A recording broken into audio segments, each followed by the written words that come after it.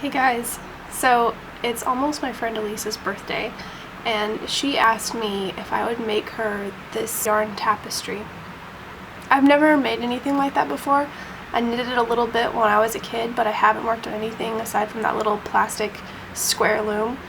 But I think this is going to be something that I want to take on as a challenge, and also to give her something she doesn't expect, because I think she thinks that I could do it by the end of this year, but not within 2 weeks.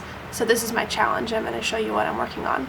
I've been watching videos about how to get started doing weaving and looms and all kinds of stuff. This is the one that she wants. I'm going to try and do something close to that. So what I've read is that you can use a piece of sturdy cardboard if you tape up the ends to make your loom more sturdy, and you can use this as your loom. So we had a conversation today about llamas, and she named one of them Derpy Melvin, so he's going to be my inspiration for this piece. And I've cut notches along the top and the bottom, and that's where I'm going to thread the twine that I'm going to use for what's called the warp. And that's the threads that run up and down, which is what I will then be weaving upon. I'm learning all this terminology, and I'm about to head out to Joann's to get the rest of the stuff that I need.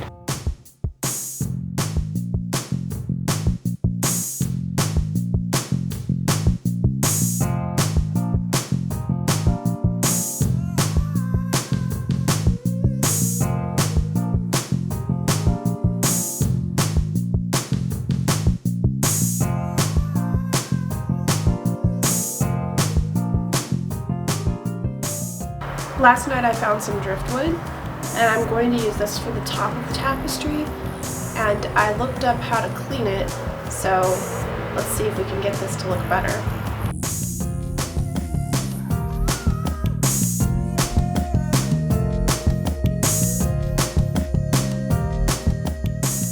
Okay, the driftwood is washed, and I just put it outside to dry. There are other sites that have said that you could put it in bleach or chlorine to get it a little bit lighter and to disinfect it, but since I'm not going to be putting it in an aquarium or anything like that, I'm going to leave it as is and see how it does out in the sun.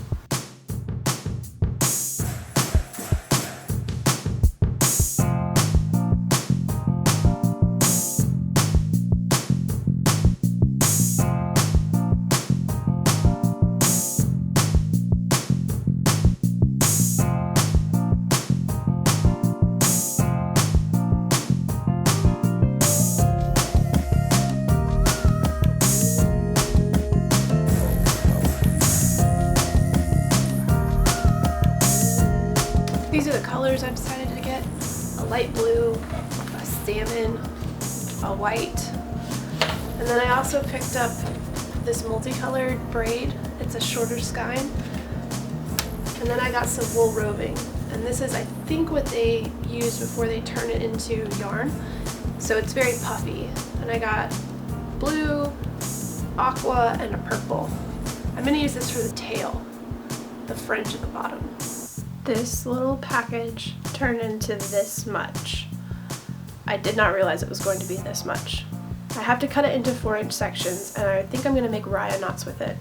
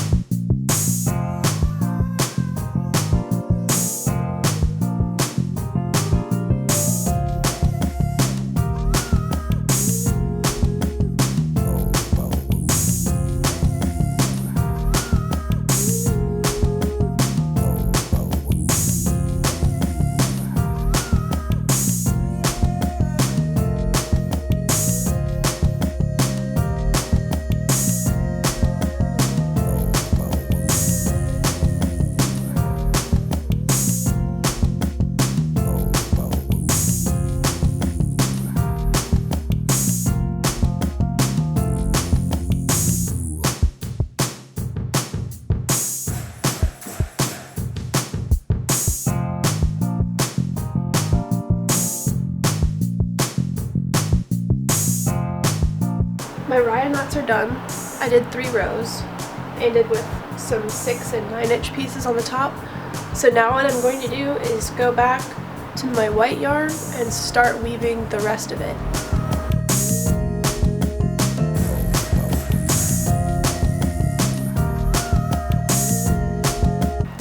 this salmon colored thicker yarn for the diamond, and I've marked my board with where the center is. So I counted all of these warp threads so that I know where the center of it will be. I have 18. So what I want to do is start the diamond in the middle, kind of go out and then come back in, and we'll see how that goes.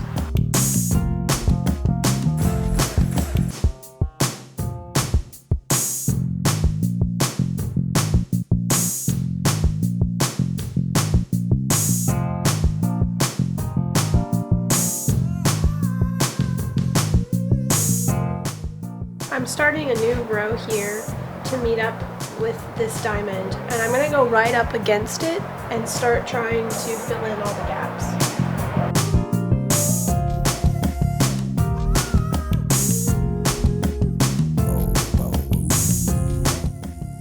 So I finished my diamond. It doesn't look that great, but oh well. So I added a couple more sections up here, little indentions really. I did this style that looks kind of like a fishtail braid. What I did was go over and under, so from the right over and then under, and then I repeated it going left over and under, so it looks kind of like that. I like that it kind of gives it a little bit of a different look, and I'm leaving the excess to hang off. So here's how it looks so far.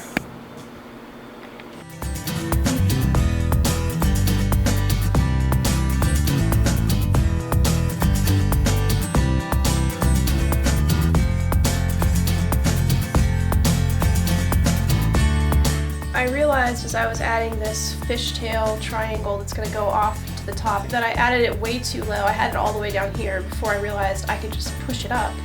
So that's what I'm doing, is pushing this up, and then I'm going to make it reach to the top. I'm going to fill this in with white, and then I'm going to use the light blue yarn that I almost completely forgot about to make some triangles on the side here, sort of like this, except the blue yarn is going to be much thinner.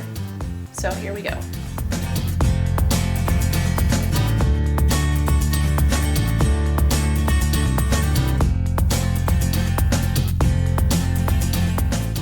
I finished the top, so this is going to be the completed top. So now I just have to fill in the white parts here, and I'm going to be done!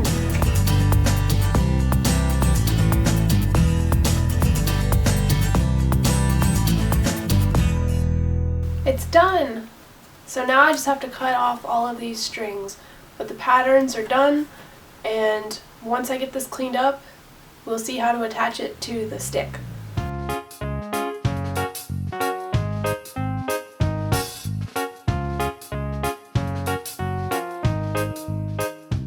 I'm going to turn this over now, and I'm going to trim the twine.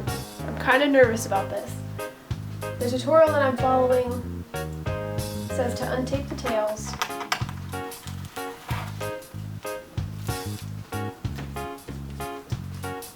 here's tail 1, tail 2, cut the twine along the middle of your cardboard. Here goes nothing. So then we flip the loom back over, remove the first 2 pieces of twine, and we're going to tie them.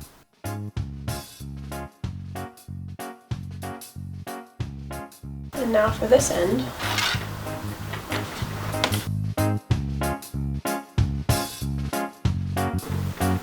Look at that. Oh wow, it's so exciting. Now I'm going to go to the other side and trim off the pieces that I couldn't do when it was on the loom.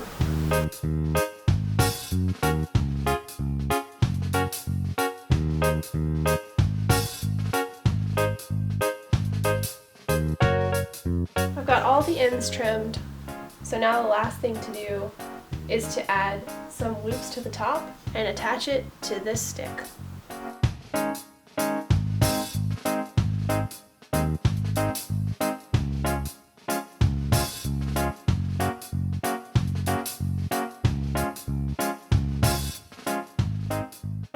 It's done! If you followed along with this at home, I hope I didn't lead you astray too far. I don't really know what I'm doing, It didn't turn out completely perfect, in case you can't tell, but I'm super happy to have finished it and have done it in about a week and a half. And I hope you like it, Elisa. Happy birthday. Thank you for watching. If you liked this video, please give it a like or subscribe to see more stuff coming up soon.